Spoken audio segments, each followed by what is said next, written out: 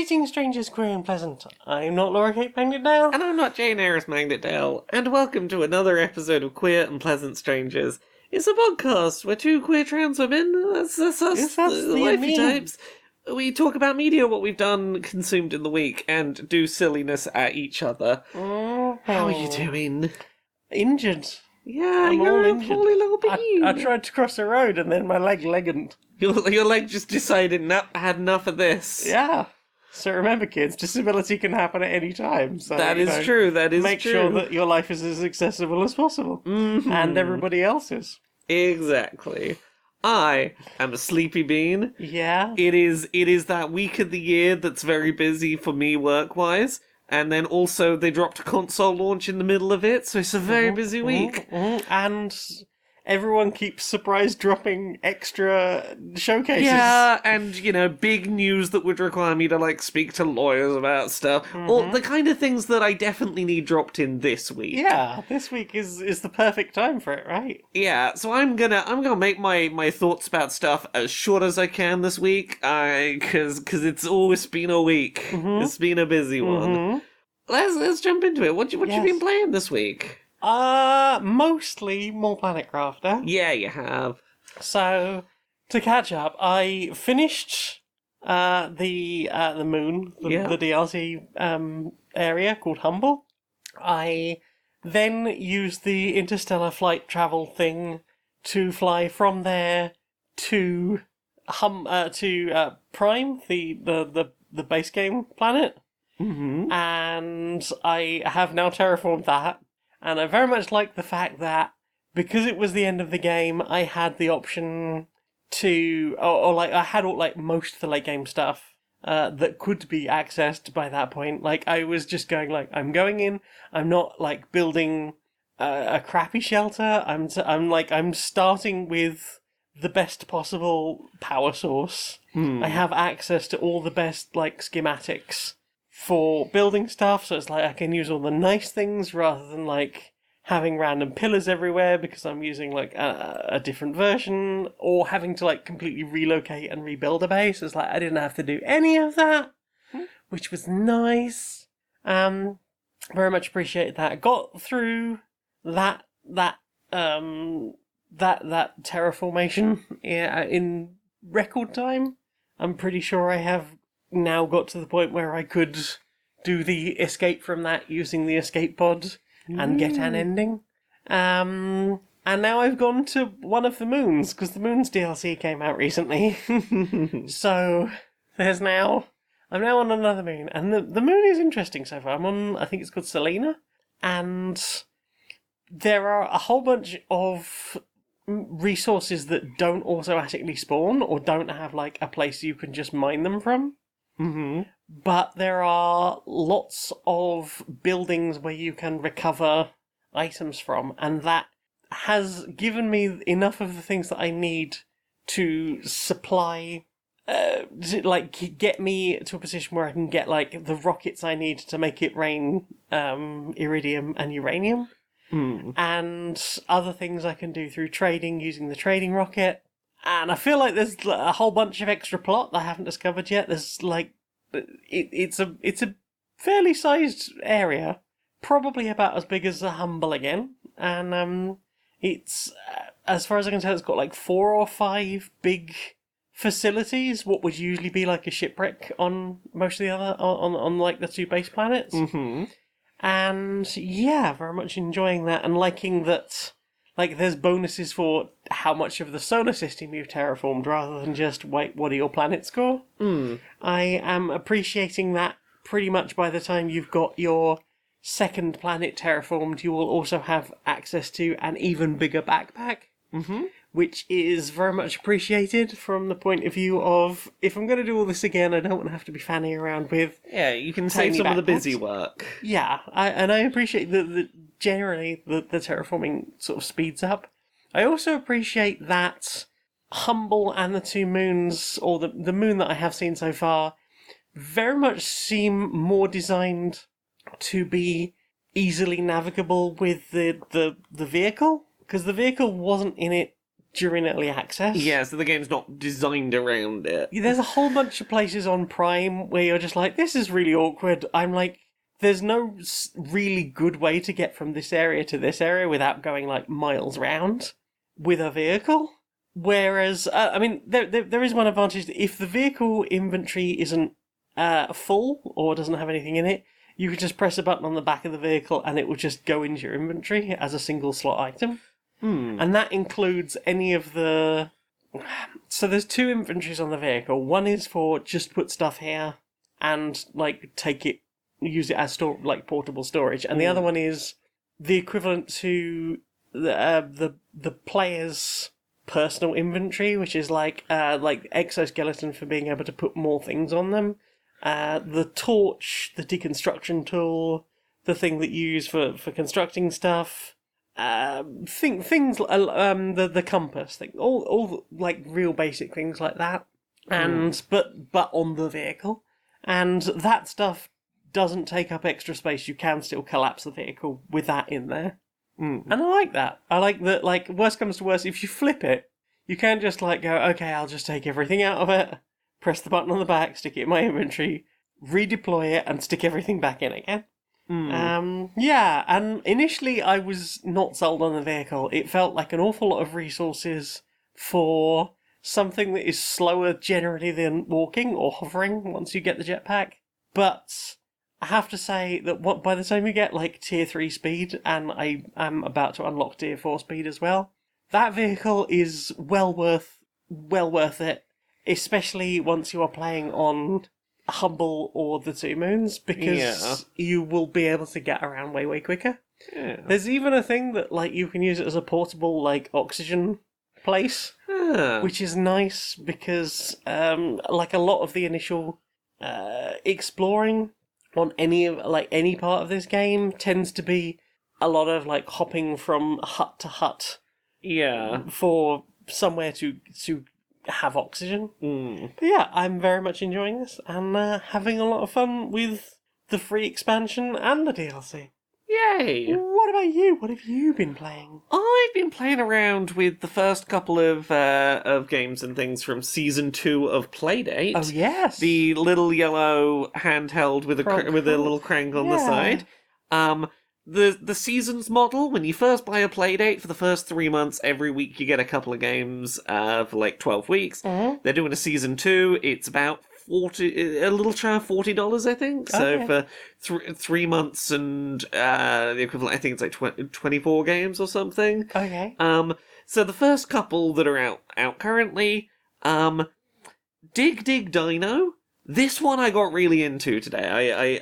I find this very, very Moorish. It is a top-down perspective archaeology game where you have a limited amount of energy and you have a collection of tools, and at the start it's just a spade to dig through patches of dirt and a drill to break through rocks.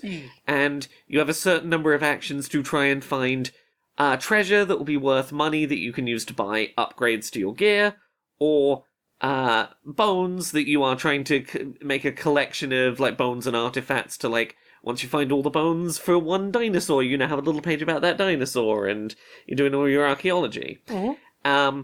The challenge is like you start digging down through spots and you see like, oh, I see a bit of a bone. You've got to work out like what direction that's going to extend in so that you know where to be digging down to that level elsewhere. So it's like, oh, I see a piece there. It's several layers down. Do I have enough energy left to be able to dig enough to like completely expose that bit of skeleton to take it out? And then you hop back to, here's my money. Maybe I can dig faster through the levels with fewer actions, or I can have more total actions overall. I can get bombs to be able to like blow up some of the surface levels quickly, but like maybe damage stuff below.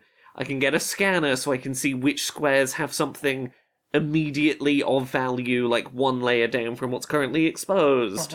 And it's just this nice little cycle of jump in, spend like 5 minutes trying to get as much resources as you can from a little dig, upgrade your stats, jump back in. It's really Moorish. This sounds like 2D that holding game that everyone was playing a couple of weeks ago? Kind of. It's the difference is that holding game from a few weeks ago, which I think was just called Let's Dig a Hole. I think it might have been called. Yeah. That was about making one big persistent hole really far down. This is you're never going more than like 7 or 8 layers deep before you reset and get a fresh set to explore. So it is about the act of exploring those early layers rather than I've gone to the center of the earth, dig, dig, dig, dig, dig. Dig, dig, dig.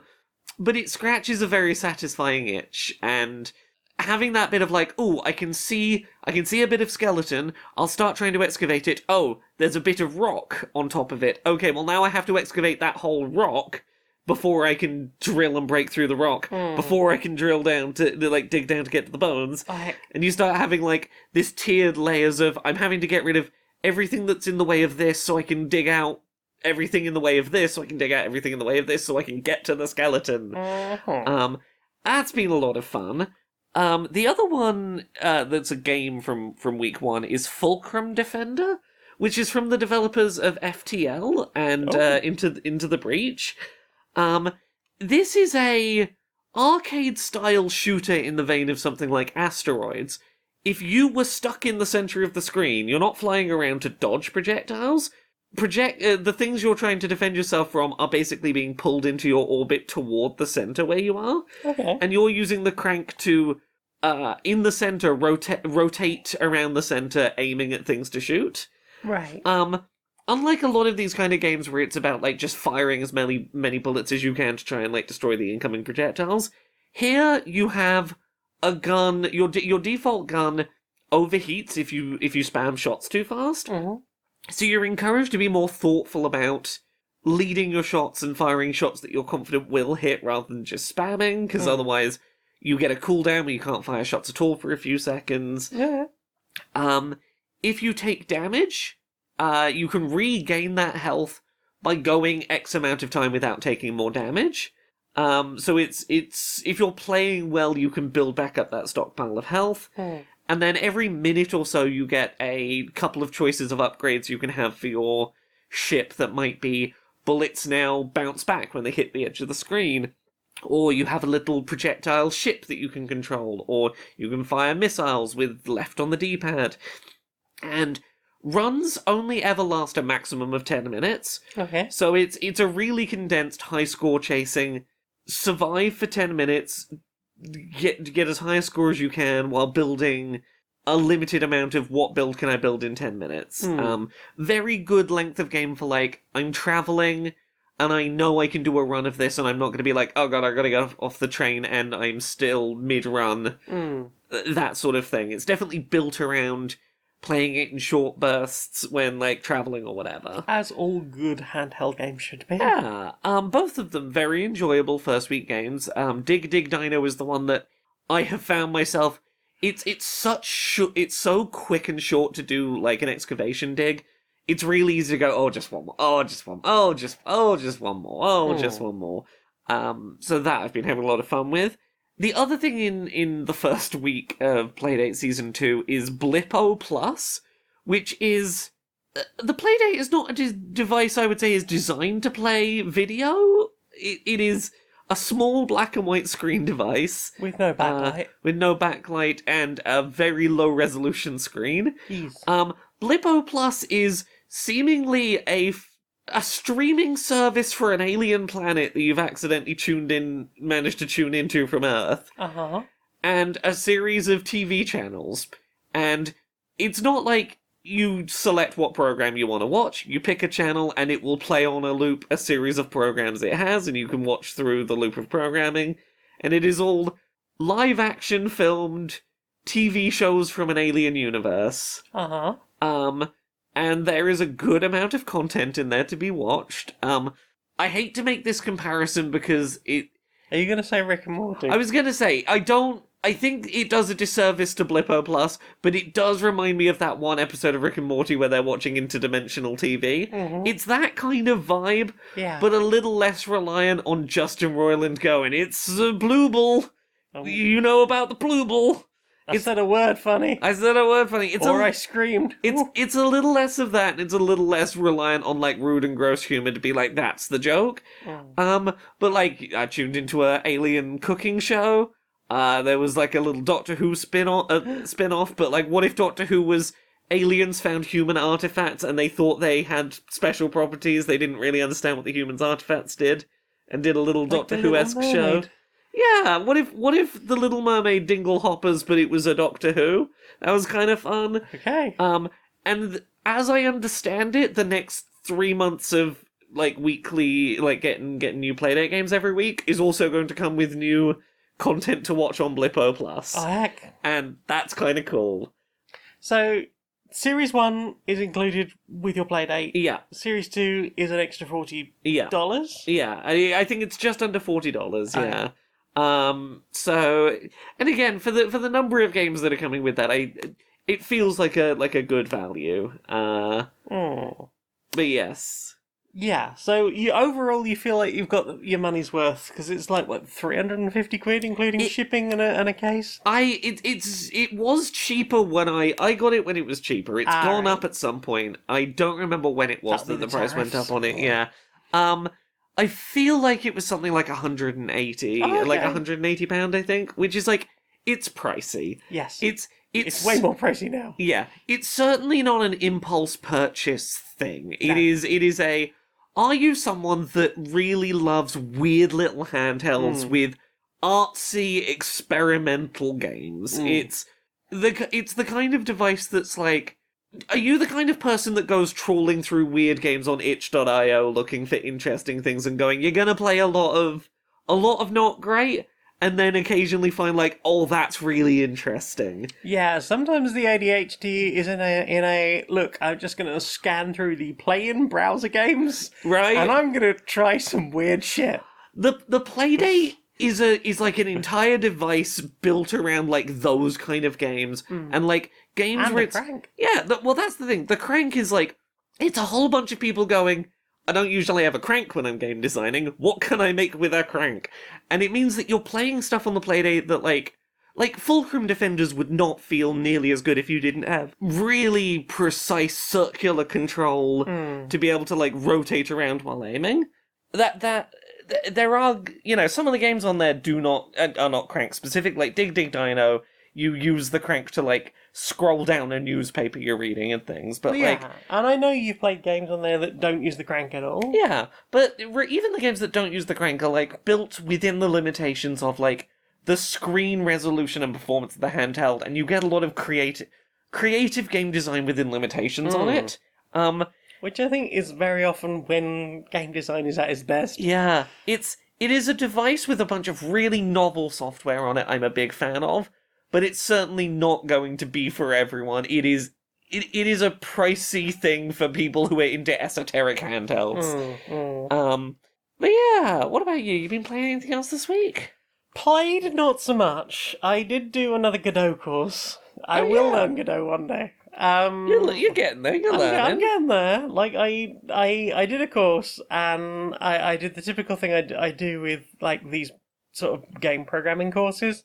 I did everything that was in the course, and at the end of it, I was like, "Cool, I'm going to try and make something of my own." And I sat down, and after about 3 hours of staring at a screen and nothing working, going, I seem to have learned absolutely nothing. But this time I was like, I've done so much like groundwork on this at this point. This is like the third time I've come back to Godot. It doesn't help that apparently the community at some point decided the best thing to tell people when they come to Godot is, and they're like, how do I get started with Godot? Is to tell them to go away and learn another language. It's like, what? That seems very unfriendly. Yeah. Because most of those people are probably going to fuck off to somewhere like Unity or... Yeah. Even like for like mini creators like Pico 8, something like that. Something that seems to have a very welcoming community. Like a lot of them will even suggest like, hey, at least learn Python. Learn something. Like one of the main tutorial groups is like, yeah, go and do the CS50, which I went and did most of. Admittedly, I got a bit lost around pointers, but that's fine. Godot doesn't actually use them. But, like, I got to the end of the course, and I had a typical thing of, like, I tell you what, I'm going to remake the side-scrolling shooter, but I'm going to make it a vertical shooter instead of horizontal. It's like, cool, I can do this, I know I've just done it.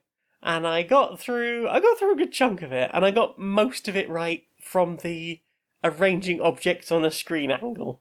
The code was where I struggled a little bit. Like, I got all the movement stuff in, and I had more stuff about, like, using different, like, scenes and things like that and loading stuff in, but ultimately it just wasn't working. So I went back through I started initially going back through the tutorials and being like, I'll just look at the things. It's like, no, none of that. I'm going to go back at my go back through my code, and I'm going to stare at it for about 4 hours until I understand all the things. I'm going to make a whole bunch of notes, and then I'm going to go back and try again. And from that, I managed to recreate the thing. And then I was like, cool, now I'm going to extend it. Yeah. And the first couple of things I tried worked just fine. And then the next thing I tried did not work at all. And I spent 3 days with barely any sleep, constantly thinking about how to solve this problem. And eventually I kind of worked out the solution, but I haven't had time to go back and integrate that yet. But I do definitely feel like I'm getting the hang of it better this time, and not just because I did most of the CS50 course. But yeah, enjoying more futzing around with Godot, and also quite enjoying the fact that all of the resources that I've picked up in the last 5 or 6 years of, like, I want to do this bit, I don't want to do this a bit, have sort of come together into, cool, I want to do a bit of pixel art. Well, now you have some pixel art stuff. You want to do some coding? Well, now we've got something to code with. You make music? Well, put music in-game, or sound effects in-game. So it has sound effects, it doesn't have any music yet. But I made all the sound effects myself in about half an hour. So yeah, I'm happy with what's happening so far, and it feels nice to sort of be getting a bit more success with it. But more work will be required before Queer and Pleasant Survivors happens. But that is something that's genuinely rattled around in my brain a bit, just for the Patreons and stuff. What are you? What have you played? The other big one, this is the main one I'll talk about this week, is I've been playing Elden Ring Night Rain, which has finally come out. I talked about this a while ago. This is the From Software Elden Ring co-op Fortnite multiplayer game. What if PUBG was a Dark Souls? Yeah, what if you had very limited time to run away from the storm fighting Elden Ring bosses? And the game itself has come out, and I don't know that my opinions about a game at preview and when reviewing have ever been this similar. Okay.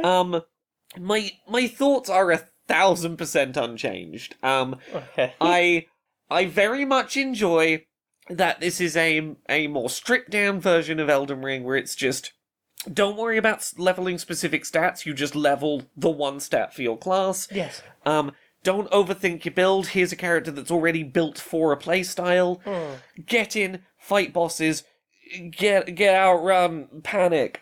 There are new characters. There are more characters in the final game, and I've been enjoying some of those. There's one that's a big sort of man dressed in, like, animal pelts and wielding a big two-handed club that can summon a giant tombstone out the ground, and he gets, like, damage bonuses for standing near his big tombstone. Gotta be near my big tombstone. Near my big tombstone.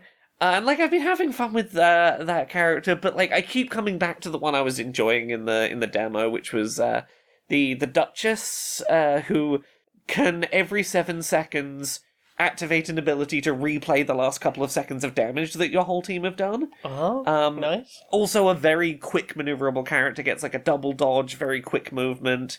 They've been really fun. I like that they have their default starting weapon inflicts bleed damage that does like big chunks of damage. You love bleed damage or I poison. love bleed damage.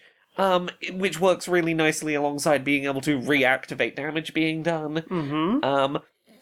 It's a game that it can be a little dependent on who you drop into a match with. Yeah. Um, But it doesn't have any voice chat, so you No. don't have to deal with yeah, people being dickheads about you it. have to hope that the people you jump in with will relatively stick together as a group and be willing to, like, focus on reviving each other when you go down and not just being like, I'm going to play this like Dark Souls and solo the boss and not worry about what else is going on with my party. Oh, I went down and no one was up to revive me because I didn't revive them. Yes. Like, you will sometimes drop in with people who just are not community-minded about how they want to play. And I guess maybe that will improve with time, because I feel like for a lot of people who didn't necessarily play through the demo, this is coming straight to this from actual Elden Ring or other Soulsborne. I guess there probably is a bit of a mindset change that they've got to come to. Yeah, and part of it might just be the people who stick with this long term, I think, are going to be the people who recognize the importance of those mechanics. Yes. But yeah, my thoughts really haven't changed. It's certainly not replacing Elden Ring as an experience. No. It is a very different thing of its own. Its onboarding and explanation of its own mechanics is pretty poor. It can be a little frustrating if you jump into a match with people who aren't playing particularly co-op minded and you accidentally lose all your souls behind the encroaching wall and now you're like, oh, I'm fighting the boss at level 1 and this run feels like it's going nowhere and I'm gonna lose. But then you have a moment like that where I got to the end of the first night on one of my playthroughs at level 1 still, and I was like, oh, this run's going nowhere. And then I got to the final boss of that run. Nice. Sometimes a run just turns itself around and you go, I'm really glad I didn't give up. That went surprisingly well. Never give up, never surrender. It's another one that's real easy to lose time to, and I'm kind of glad that it's coming out so close to the Switch 2 coming out, because it means I'm going to move on to the Switch 2 and not just lose the next several weeks of my life to Night Rain, because I could very easily lose weeks of my life to this game. Yeah. I think it is going to be for the foreseeable future the I don't know what to stream tonight, what should I play game. It's going to be my fallback. I don't know what I want to play tonight, but I don't think there'll be a time where I'm not in the mood to jump into this for 2 or 3 hours. Yeah. And that's good. Like, I think I'm happy for that to be my relationship with this FromSoft game, is just, do I fancy a couple of hours of no real context, don't have to remember what I was doing or be invested, just jump in and play some FromSoft for a few hours. Definitely more easy to come back to and pick back up. Yeah. Yeah, and also, by the time you come back to it, maybe the community would have sorted themselves out. We shall see. Is that everything you've played this week? Well, we played some Vermintide 2 together. We did! We played some fantasy Left 4 Dead. Yeah. Left 4 Dead with wizards and warlocks. What if Warhammer, with only one Warhammer and not the other 39,999? There are lots of rat men. There sure are a lot of Skaven, yeah. I played as a pyromancer. I had a sword and a fire staff. You did. And I set everything on fire. You did it real and good. Made myself so much fire that I almost caught fire and died, but didn't, and therefore my swords were stronger. Indeed. And that game really gets its sense of, like, throwing billions of enemies at you real good. It does. It very much scratches the Left 4 Dead itch in a way that Back 4 Blood just didn't quite. Yeah. Which is a shame, because I really love Left 4 Dead, and Back 4 Blood never quite scratched that itch properly. I don't know if they fixed it since, but, like, I know it had, like, a lot of issues. And so, yeah, like, I like the fact, and, like, you've played through most of the base campaign now, but I like the way it does that, I can't remember what it's called, the director AI thing. I think it was just called the AI director in Left 4 Dead, of like, okay, this time I'm gonna like make things appear over here, or I'm gonna make this boss appear instead of that boss, and like you might go a slightly different route through a certain area, so you won't feel, at least until you've experienced it a lot, you're not going to feel like you know every single part of it. It has a versus mode that I have no interest in. But yeah, very much enjoying playing it, and I'm glad you're having a good time too. It clicked very fast to me. I'm having a good time with it. Also, getting on pretty well with it as a first-person game, as a motion sickness-prone person. Yeah, that and Deep Rock Galactic really are the best ones. I'm glad to have found a couple of first-person multiplayer online things I can play without feeling ill. Yeah. So yeah, that about it for what we've played? I think so. Well then. Time for this.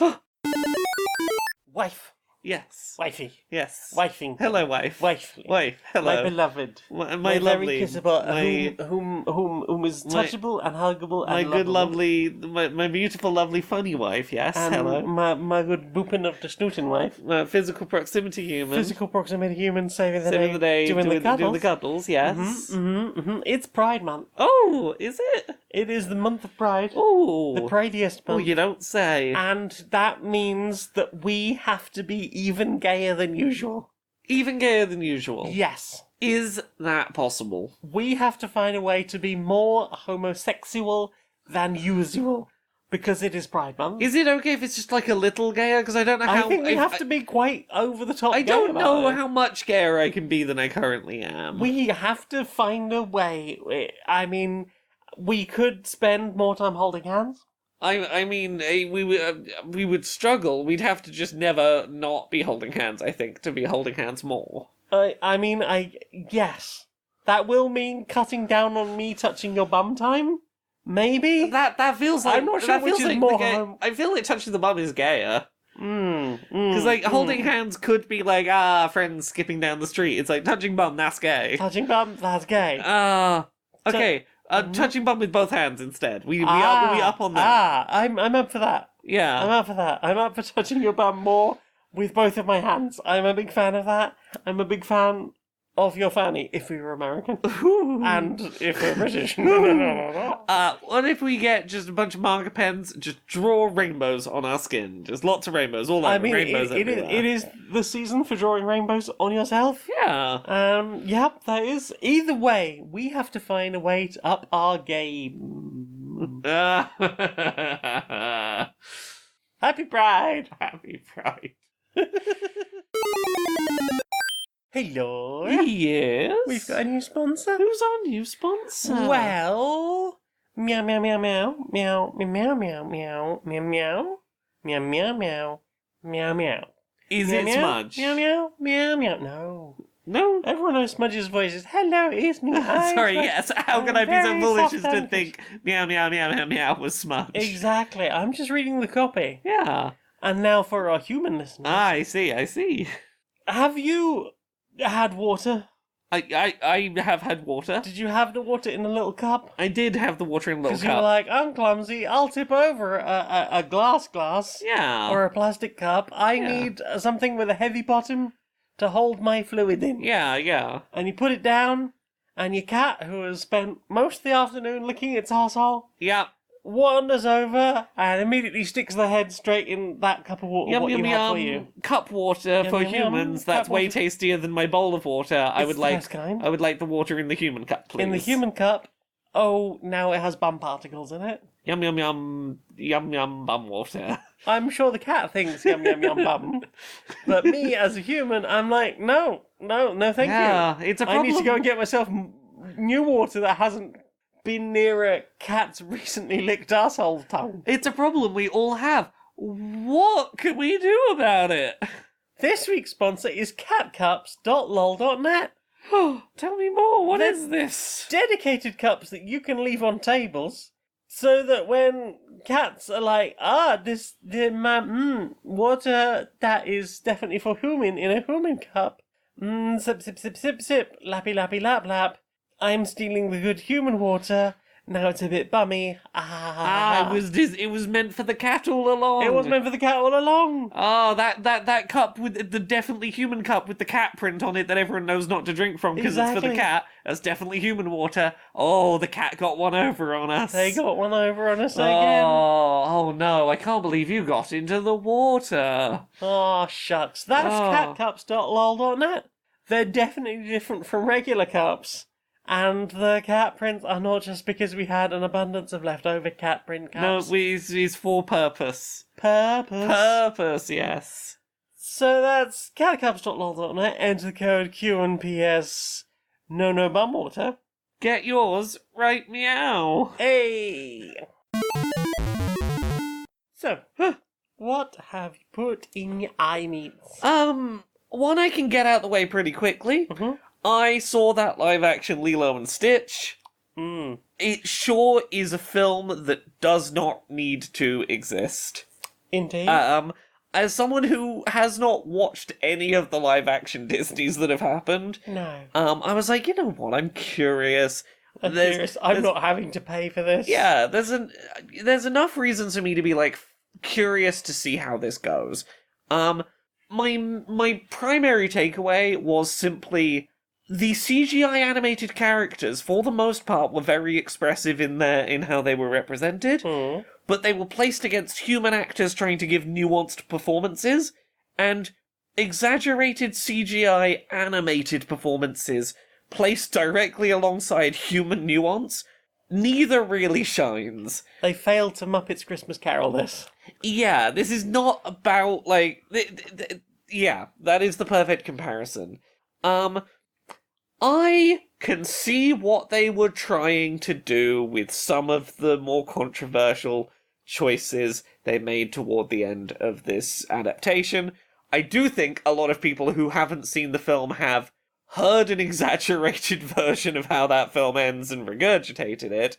I'm not saying the way that film ends is good, but I think a lot of people who haven't seen it have parroted some inaccuracies about the ending. I haven't seen it, but from what I have seen from the reaction from native Hawaiians has been particular. Like there has been a lot of anger about the stuff that is there. I want to be clear. There is reasons to be angry about that ending. Yes. While some of the specific things people are saying to justify the anger is not accurate about how that film ends. Yeah.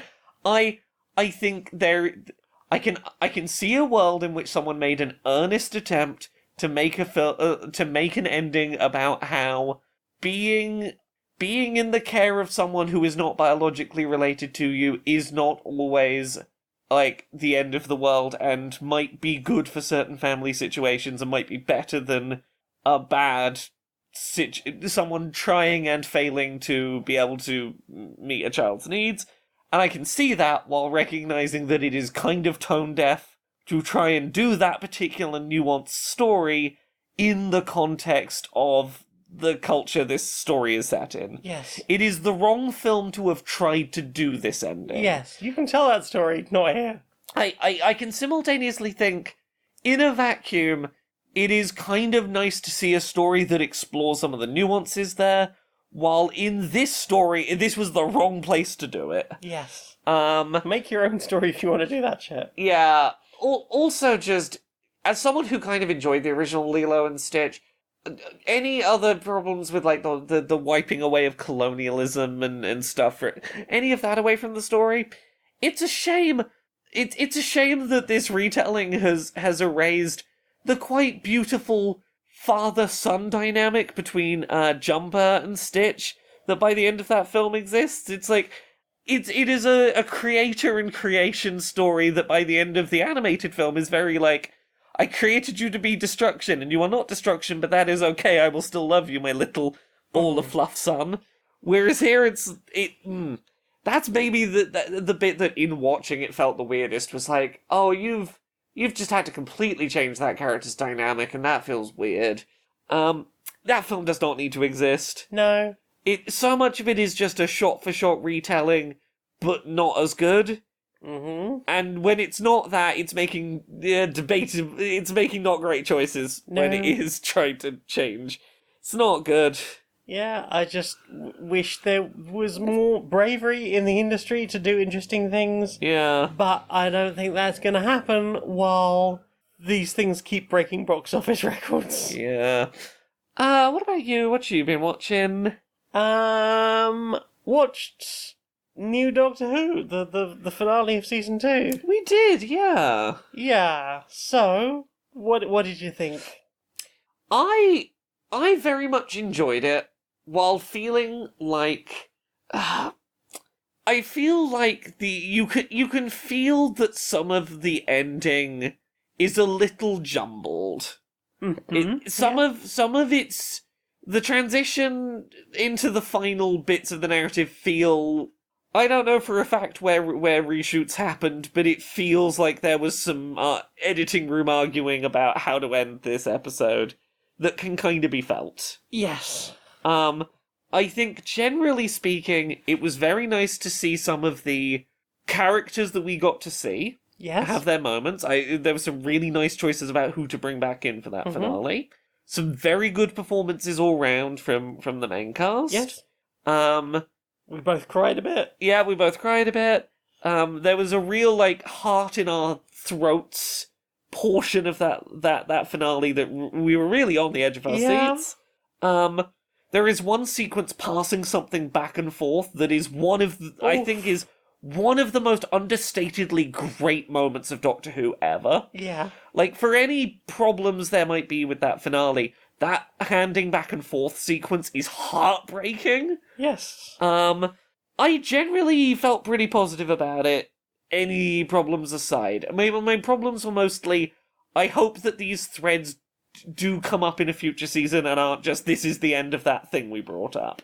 Yeah, like, the pacing was very strange. Yeah. First of all, first thing up front, I had a great time with it. I really enjoyed myself. The only problem of seeing this in the cinema was what I really needed at the end was like 10 minutes, 20 minutes to just sit in silence and go, well, that fucking happened. Right. As opposed to, oh, I have to leave now and walk home. We had a good chat while walking home, though. We did. We did. The heart still in throats. But, like, I very much enjoyed it. For that, like, there are moments that were never paid off, but I have come to, in the last few seasons of Doctor Who, to realise that some of this is more overarching stuff that it's going to come up later, don't worry about it. There were moments that really felt like they were definitely going to be paid off in this episode, and they just went fucking nowhere. Yeah. And there's stuff like the big monstrous threat of this finale was over in about a minute. Yeah, my hope is that that's going to resurface in the next season to be like, they talk that threat verbalized what would allow it to power up, did succeed in doing that thing before being pushed back. Yes. And that might be a setup for them coming back stronger next season. Yes. There's things like that where I'm like, I hope that this was not the entirety of what you had planned for that quite big lore pull. Yes. I hope it is set up for something to come back. In isolation, if that's all there is, that's a bit disappointing how you've used it. Yeah, it almost feels like I kind of want to reserve judgment on how I feel overall as to whether there is any plans to pay any of this off in the nearish future. Because, like, I feel like the big problem right now is that the Disney have pulled out. They're not entirely sure when the next season is happening. Which is why Shooty's like, I'm hot property right now. I'm going to go and be good actor, despite being, I genuinely think one of the best Doctor Who's. Oh God, yeah. His performances have never been a complaint I've had this season. No, and I appreciated his writing, which is not something I can say sadly for the last two Doctors. Yeah, and don't get me wrong, I think both of them were fucking amazing actors. I just wish they'd been better written. Yeah, agreed. But yes, like, I feel like there's a lot of, like, the pacing was weird.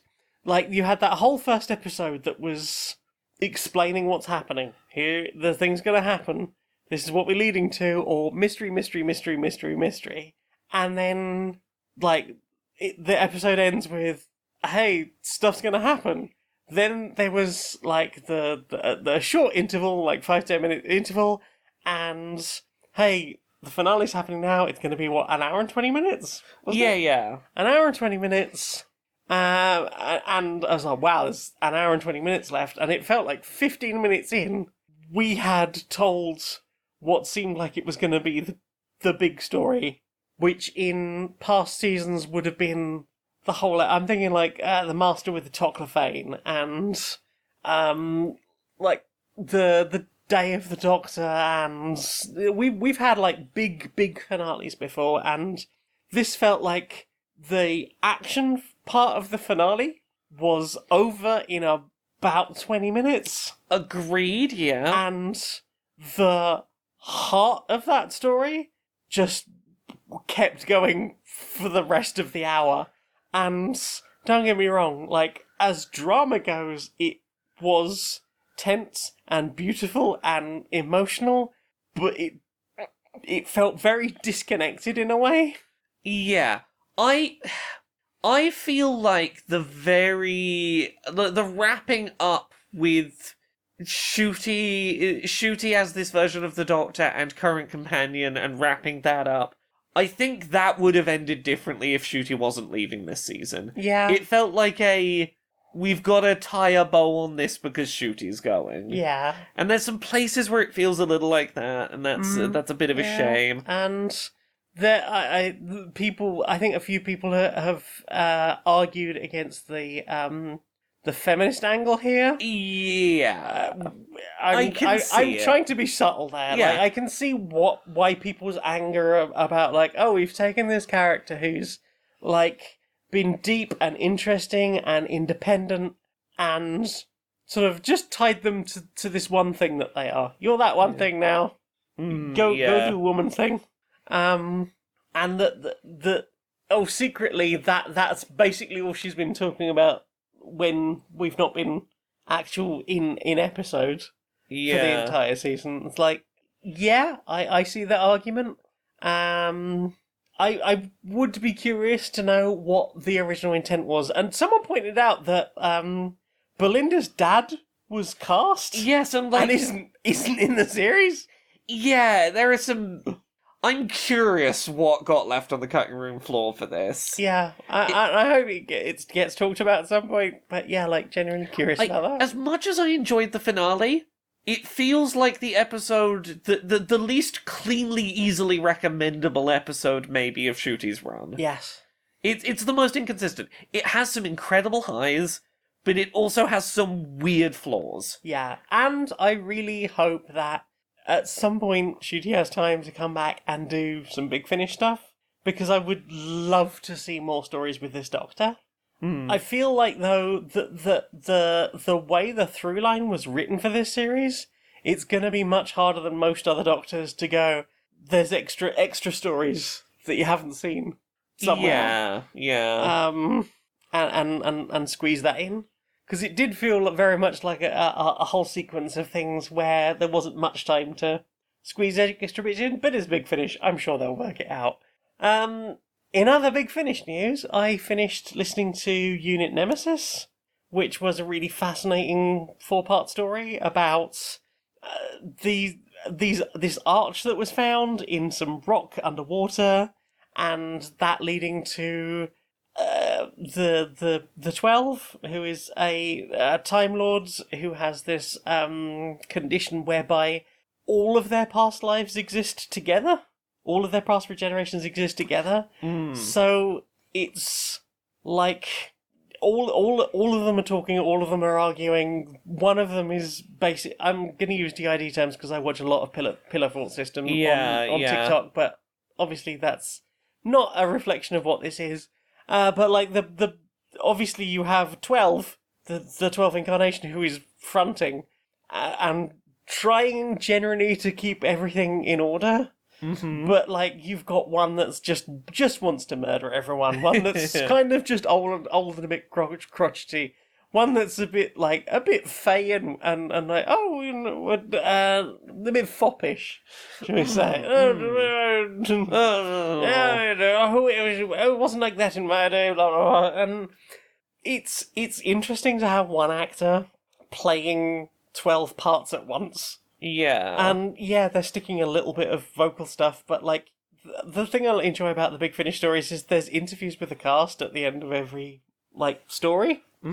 So like a lot of the cast are like, it's really amazing because with a lot of people they would have had to go, we're going to record each of the 12 voices separately. Yeah. But apparently this guy was good enough to just like switch between the voices and the moods he was doing for all 12 characters, or all 12 versions of the same character, that it's just a case of like, yeah, we gotta like edit some reverb onto that character and this onto that character and that onto that character.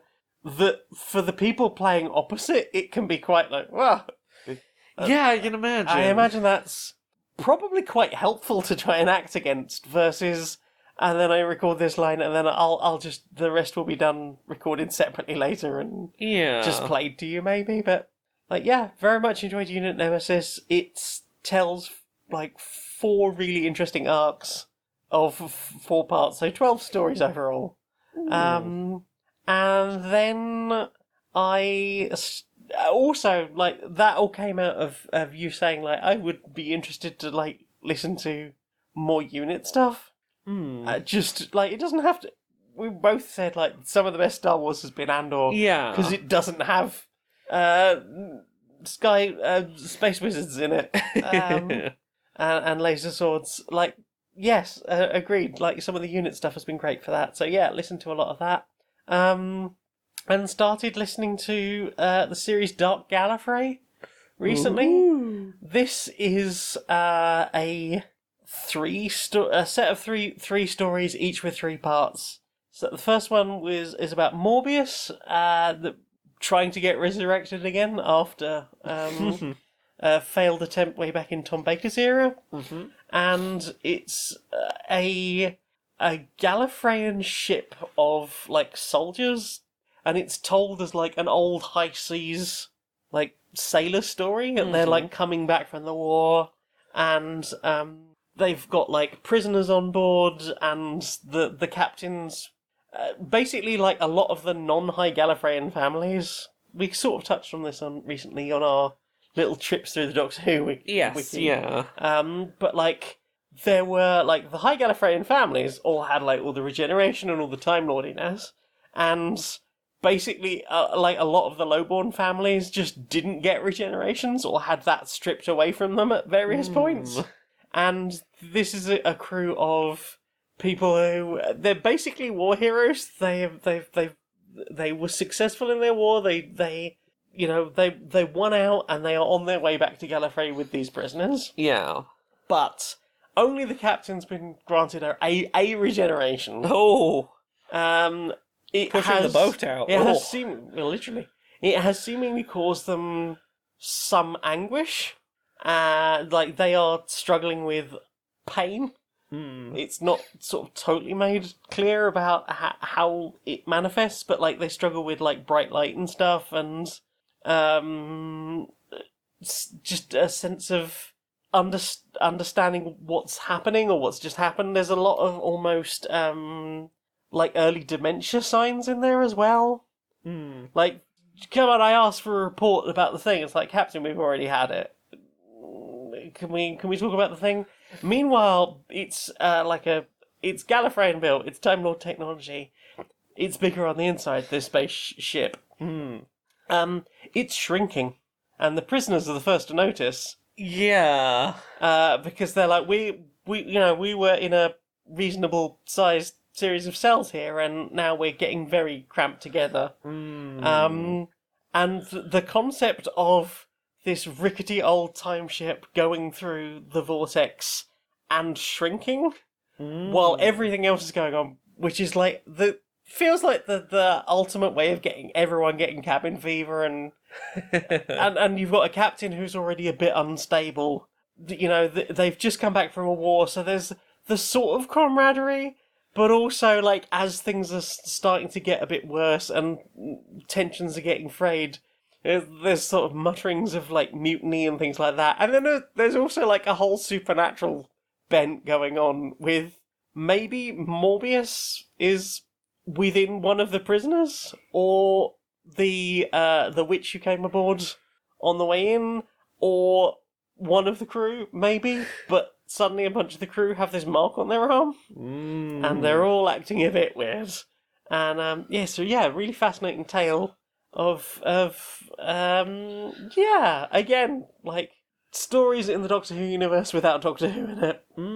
Interesting stuff. What about you? Have you observed any other things? The main other one is we both watched separately the film that came out recently, The Phoenician Scheme. We did. It's a Wes Anderson film. I hadn't realised that. I just watched the trailer and was like, oh, that looks fun. I was in a similar position. I probably wouldn't have watched it if I'd known it was a Wes Anderson film, because I honestly, I have a very hit and miss time with his films.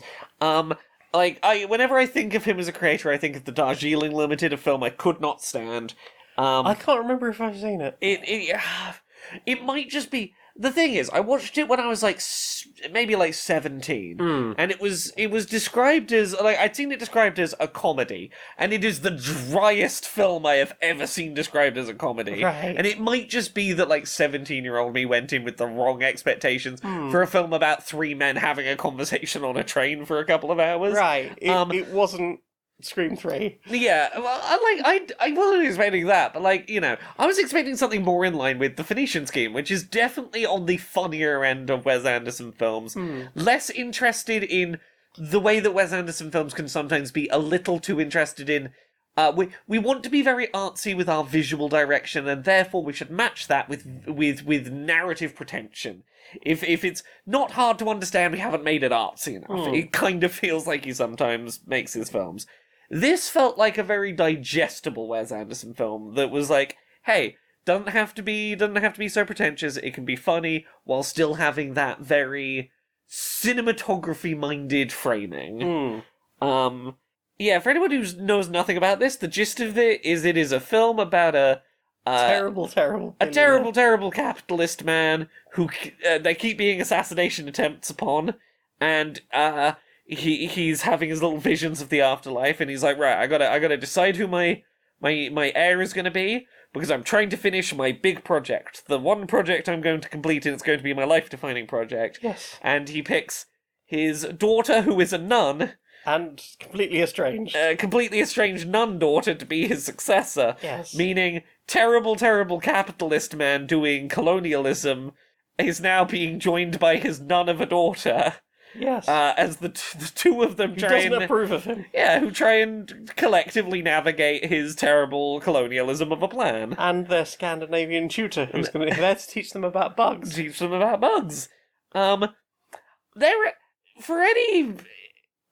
film had a lot of running bits I enjoyed. It's really funny. I came out of the cinema thinking, it was fine. And I got home and we talked about it together, and the amount of bits that I was like, oh yeah, that was funny. I really enjoyed that bit. I enjoyed that bit too. There's a lot of things that have stuck with me for days afterwards, and I keep chuckling about little running bits. For me, I feel very safe. Every time an argument starts and it's we've realised there's a disagreement, all characters start... All the men are going to start shouting. All the men unintelligibly shout over each other. It's just... And then they all stop and they're done. Yeah, and Benicio del Toro. I knew it was Del Toro. Yes. Benicio del Toro, his whole thing constantly was I'm going to say a thing, and if people disagree with me, I'm going to say it in different tones of voice until they either agree with me or I have failed entirely. It had a really good sense of slapstick pacing. Yes. And it knew how to use physical comedy to punctuate a verbal punchline. Yes. Very well. Yes. It's very for a film that could have been very dry. It understates its humor very well. Yeah, and I also for even for a Luddite like myself, I could appreciate the cinematography in this. I could go, oh, that's very fancy, though. Yeah. I understand some of what's happening Some here. of the sense of scale of, that big grand room where he's first meeting with his daughter. Such a wonderfully captured sense of scale, that room. A lot of it feels like it wants to be shooting theatre rather than a film. You talked when you came back from it about the fact that it almost felt like it had silent movie sensibilities. Sometimes it feels like it's doing silent movie stuff, sometimes it feels like it's doing vaudeville type stuff. Yeah. Or really old, very, very early cinema where it was filmed on a theatre stage using theatre stage props, but for the cinema. Michael Cera really surprised me with the quality of his performance. He was fun. He did some really fun stuff with the role he had. Yes. And for as terrible of a person as this is a story about a terrible person that I felt satisfied by the ending of. Agreed. And I think there was a moment quite early on that gave me genuine chills. Yeah. He's on the plane with his daughter, the nun, and she's talking about, like, he says, has everyone got their passports? And, like, she and Michael Cera hold up their passports to be like, yes, we've got them. And she turns around and says, like, where's your passport? And he goes into this whole spiel about being a citizen of nowhere. Yeah. Because he's got too much money and like, everything's got to be, like, offshored. And he's technically lives here, and he like, I can't be a citizen of somewhere because then they'll want my money. Yeah. And the moment that really solidifies just how dark and fucked up he is. He goes, I don't need my human rights. Yeah. Jesus fucking Christ. Right. But, like, the fact that by the end of that film, I kind of liked him as a character. You've got to work to get me on... Yeah. Like, to get me genuinely liking that character by the end. And not just, like, that's a funny character, but go, I like where you ended up. Yeah. I think is impressive. I think it earned its ending. Agreed. Now, I think we should both point out the caveat that we both had. Yes. Which was, if we'd known that either of these two people had been in this film, neither of us would have gone and seen it. Yeah. This film does star Richard Ayoade and Benedict Cumberbatch. Yeah. The way I put... sorry, yeah? Yeah, go ahead. The way I put it at the time is, Richard Ayoade, I hate that he did a good performance in it. Mm-hmm. Benedict Cumberbatch, I could at least go, I hate you, and I can say your performance was bad. I don't like the like, Richard Ayoade is terrible, and, like, I hate that I kind of enjoyed your part in it. Neither of these are people that I ideally would have supported going and seeing, but, you know, it is what it is. Yes. Also, neither of us paid money to go and see it, so... Yeah. But yeah, that you know, the caveat of those two aside... I thought there was a lot to enjoy in this. Mm-hmm. That whole top-down shot when they're doing the credits at the start in the bathroom. Yes. Such a fascinating, intricate, long shot. It's single point perspective, and there's, like, so much going on in that room that you could just pick one of the characters to just watch throughout the whole thing, and they just go through, like, a whole... There's one nurse that is, like, at the bottom middle of the screen and spends basically the entire title sequence washing medical instruments, like rinsing blood off them, cleaning them. There's, like, people that come and go and come and walk through. And there was I was just, like, staring at the bidet going, what is up with the bidet? There's, like, a weird texture to it. Is there plastic laid on it? Is there just ice in the bidet for some reason? And then one of the nurses comes in with a bottle of champagne, uncorks it. He pours a glass of champagne, hands the bottle back to her, puts the cork back in, and she just sticks it in the bidet. I was like, oh, it was ice. Okay, cool. It is the most consistently I have enjoyed a Wes Anderson film. It is the most that I've walked away from one going, there was not a point where it felt like its pacing died, or that, like, it was just being pretentious for its own sake. I had a good time consistently, which is, it's nice to feel that way about a film. Yeah, I can't remember if I've seen the Darjeeling Limited, but I do remember, like, at some point during the film going, this kind of reminds me of the Grand Budapest Hotel.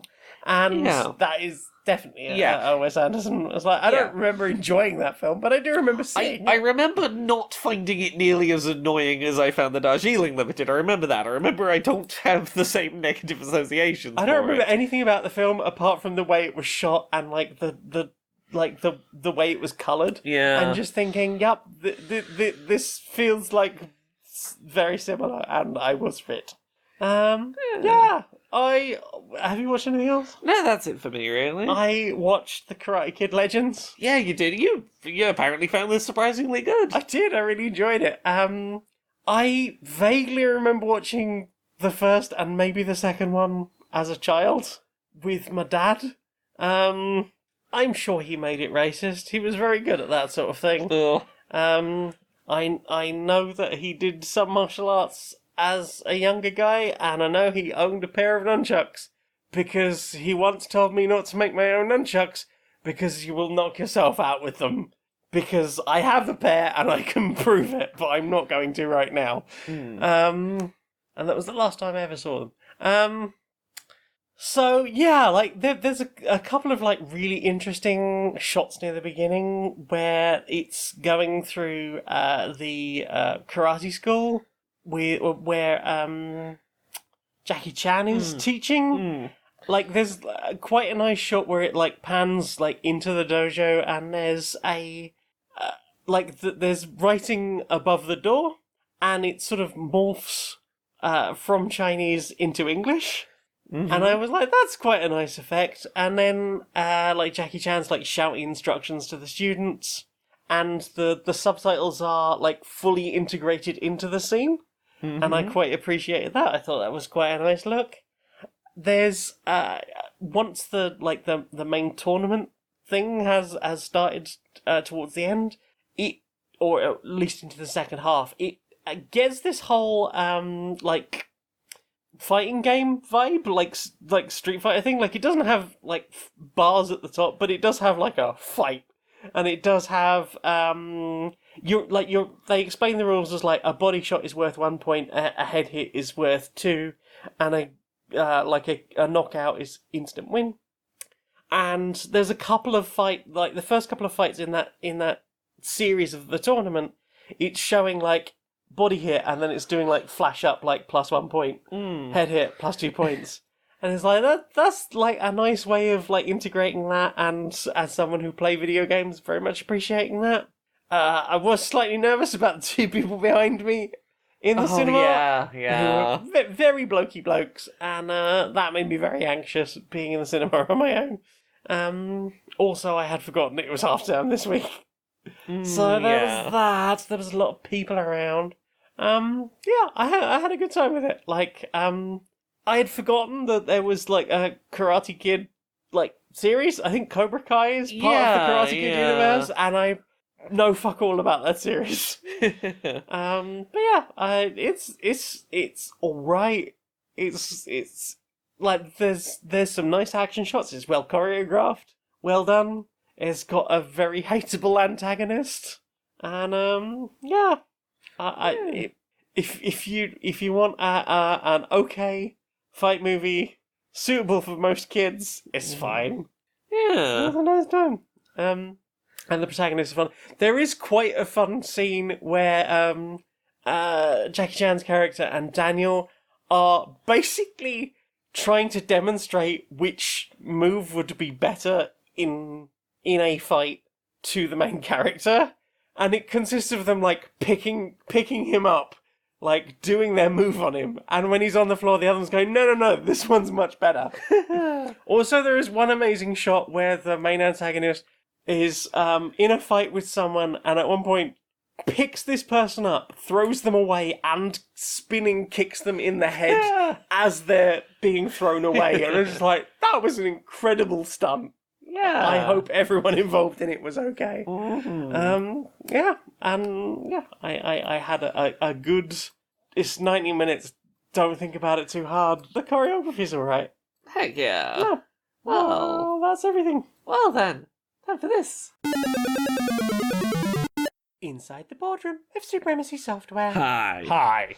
So, I've been working on a strategy for making money. Right. And you tell me if I'm onto something with this, because I had this thought in the middle of the night, and I don't know whether it's a winner or not. So here's what I got.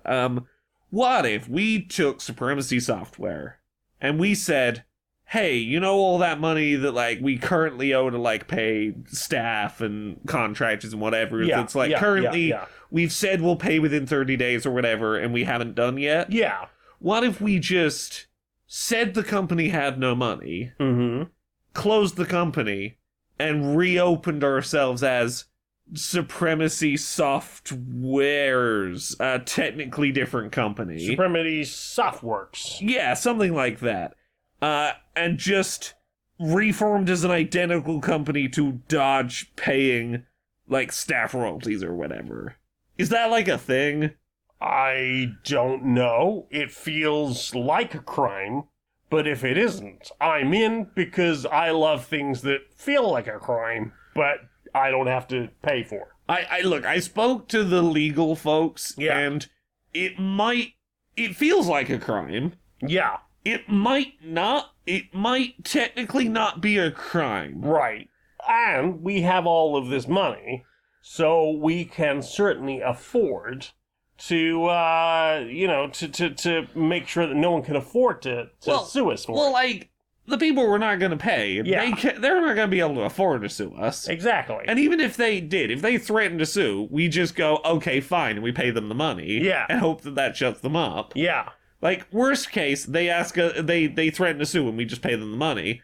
Best case, they can't afford to sue, or they're just, like, too tired and overwhelmed and don't do it. Yeah. And then we just keep that money. Yeah. I think this is probably the right thing to do, and I think, as long as we start selling sovereignty software, all of our IP now, then I think we'll be ready for this whole new scheme. Exactly, and doing that before that company goes under definitely won't come back to bite us in the ass. Absolutely not. You are a fucking genius. I think so. I know so. Yeah, you are a fucking genius. yeah. Right. All the summer games advertisements coming up. We've paid all of our money to the man with the t-shirt and the jacket, and we want to decide how we're going to advertise our intellectual properties, our services going forward into the next financial quarter. So we have a choice, of course. We could use the method we usually use, bombastic trailers featuring gameplay and fantastic graphics that may or may not bear any resemblance to the game we're actually making. I think it might be time for a change. What if, instead of gameplay and things that would get people hooked in that way, a thrilling experience of a trailer? What if you and I stood in front of a camera while a small picture-in-picture showed some footage, less than a quarter of the screen, and we sat and had a deep conversation about how we'll be making a lot of money because we're putting more and more AI, large language model stuff into our games and our services and our products and our back end and all of our stuff. Here's my perspective. Bombastic trailer, big bombastic trailer. Yeah, very expensive. That's very expensive. That costs money to make. Yeah. The one where we stand and talk about how we're putting all the AI in. Yeah. We get to talk about how smart we are for doing it. Well, and we don't have to make the trailer. It's the new thing. It's the new thing. It's fancy. Yes, we're yes. doing it. We're good and smart. I'm assured by the tech billionaire that sold it to us that it is the big thing, and everyone wants it. I like hearing I'm smart, and I like telling you you're smart, so I could stand on a stage and tell you you're smart, and you tell me I'm smart. I think we should do that, all the AI in, and I think that would be a wonderful time. I think we're onto a winner here. Oh, yeah. Do you know what I want to see more of? What do you want to see more of? Racial Justice Warriors. Racial Justice Warriors? Yeah. Right, Larry? Right, Barry, how you doing? Oh, well, I have been better, mate. How you doing? Oh, not too bad. You injured at the moment, is it? Injured, mate. Injured. I was going to walk across a road, and I went to do a big steppy, and it felt like everything in my ankle just fell apart. Hey, not good. Yeah. I hear there's a lot of that going around at the moment. Yeah. I hear it's doing the rounds. Yeah, I know at least one queer and pleasant stranger who might have had exactly the same thing happen to them. Funny Weird. that. You never see us in the same room, neither. Yeah, funny that. Yeah. But I hope at least you work with understanding and let you, work from home, Yeah, they're generally quite considerate about that sort of thing. But, we'll see, sometimes it's a case of, well, it's not how many days you're in the office a week. It's how many days overall you are in the office each month. Expected to make it up. So I might have to make up my in-office time. Despite I didn't have time off sick. I just wasn't in the office. You weren't in the room, and I wasn't in the room where it happens. Yeah, that's apparently important. I hear. Yeah, well, it's very important to make sure that the corporate dick swinging is felt by those low enough to the ground that they get hit in the ear with the foreskin. And I may have stretched this metaphor a bit far already, but well, it's no surprise to either of us that working for return to office mandates and whatnot are largely about managers and middle managers exerting control and being it's harder to feel like I'm doing my job if I can't breathe down your neck in person or whatever. Yeah, and they'll say, oh, well, productivity's gone down, and is it because people haven't been in the office, or is it because people haven't been trained properly while in work from home? Yeah, and this is no surprise to either of us, but the thing that I was thinking about recently that I keep seeing come up is work from home mandates being pushed more when new management takes over a company. It's very often, specifically, new management will come in, and one of the first things they'll do is go, right, we gotta get everyone back in the office. And I need to be observing them. How will I know how to make changes if I can't see them every second? Exactly. And I think, this is an example that's really solidified. I knew on paper it's largely about control, but the more times I see it be day one, new person join, heads up company, the first thing they do is try and get everyone back in the office. It really does go it's a new management doing a power move for a power and control move. It's more transparent than it normally is, Oh yeah. Also, it's more jarring. We've obviously had some companies being like, oh, we're going to make it an extra day in the office. We're going to have an extra this, and then you might get a new manager in a place, and they'll be like, no, it all return to work at all times. And I think for a lot of industries, you need to consider that, firstly, they're not going to give you a pay rise for going back into the office. Yeah. We've had for people who've been, in the situation since, 2020, or even people who started with a company, during a period of, working from home and then having a manager. In fact, it probably especially for those people. Yeah. So those people joined a company, accepted, a rate of pay based on, how many times they were commuting to the office and so forth. And all of a sudden, they're basically being told they're given a pay cut, and there's no coming back on that. You're going to have to pay to commute into the office now. I am cutting your wages. If you are a parent, you might have to suddenly find, extra childcare costs. Yeah. If it might be the difference of that hour, 2 hours, or 3 hours that you've got to commute from the office. That's time you've got to pay someone to be looking after your kids or whatever. Well put. Yeah, well, it's just bullshit. All of it bullshit. It is indeed. Fancy young mate. Oh yeah.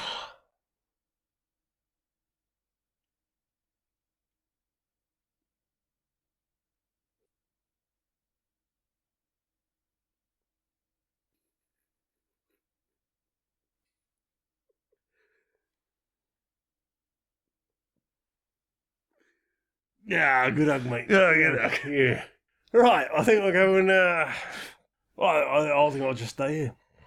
Yeah, sounds good. So, tell everybody where they can find you and where especially they can find the Accessibility Summer Showcase. There's Laura K. Buzz pretty much everywhere. There's Laura K. Buzz. by the time you are listening to this, it will probably have aired, but you can still go find it. The Accessibility Summer Showcase 2025, up on Friday, June 6th, 4 p.m. UK, 11 a.m. Eastern, 8 a.m. Pacific. You can watch it over on YouTube with subtitles, or British Sign Language, or American Sign Language, or audio descriptions. It is 52 minutes and 20 plus games, showing off trailers of upcoming games and talking about accessibility in them. Mm-hmm. The audio-described version is a little longer. I think it's an hour and 4 minutes off the top of my head, but go find out about accessible video games. Go check out the Accessibility Summer Showcase. Yay. That's been many weeks of emails and organising and editing and scheduling. It's been a couple of weeks of like a couple of times a day being like, oh, there's another email I've got to answer. Oh, it's more AA emails. Oh, it's more AA emails. The way I know you were joking, but you were streaming earlier and you were talking about if so and so comes along and wants to like throw in. I'm sure we'll find a way to edit them in. Everything in me just clenched. I've already made 5 versions of this. It's fine. I'll take the existing versions and slap. I was making jokes about if Team Cherry from the Hollow Knight Silk Song devs wanted to send an exclusive bit of Hollow Knight Silk Song content for the showcase, showcasing the accessibility features. Yeah, exactly. I was like, if they want to do that, I'll find a way. I could skip a night's sleep and sit. I'd do it. I wouldn't be happy about it, but I'd do it. Also, I think our ending's already great. I think that last trailer is great, and also it's for a game that at the time of it's being world exclusive, world premiere. It's an original one to the showcase, and I'm excited about that. Yeah. And as you were saying, like even the few games that are in other showcases, we've got different trailers. We got completely... And I know this because one of those games was shown in a trailer today. I was like, I think our trailer's better. Yeah, I know the one you're on about. Yeah, there's one that was shown in a showcase today, and I'm like, we've got a different, and I would argue, way cooler trailer. Way more interesting as well. Right? Exactly. But we'll get there. We'll get there. So yeah, check out the Accessibility Summer Showcase 2025.